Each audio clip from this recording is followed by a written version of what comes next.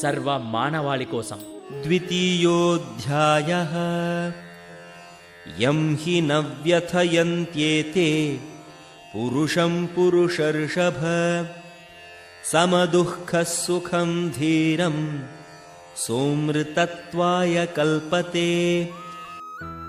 పురుష శ్రేష్ఠుడైన ఓ అర్జున, సుఖదుఃఖములచే కలత చెందక ఆ రెండిటిలోనూ ధీరుడై నిలుచువాడు నిశ్చయముగా మోక్షముకు అర్హుడు. ఉన్నతమైన ఆధ్యాత్మికానుభూతిని పొందుటకు స్థిర నిశ్చయుడై సుఖదుఃఖముల రాకపోకల తాకిడిని సమానముగా సహించగలిగే మానవుడే మోక్షముకు అర్హుడు. వర్ణాశ్రమ విధానములోని 4వ ఆశ్రమమైన సన్యాసము నిజమునకు మిక్కిలి కఠినమైనది.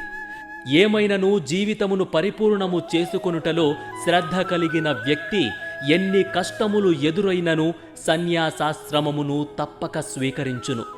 సాధారణముగా అటువంటి కష్టములు గృహబంధములను మరియు భార్యాపిల్లల సంబంధములను త్యజించవలసి ఉండుట చేతనే కలుగుతుండును.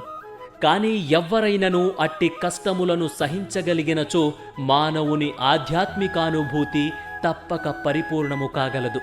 అట్లే స్వీయ వంశీయులతో లేదా ప్రియమైన వారితో యుద్ధము చేయుట కష్టమైనను క్షత్రియునిగా అర్జునుడు ధర్మ పాలన విషయములో దృఢ నిశ్చయమును కలిగి ఉండవలెనని ఆదేశించబడినది.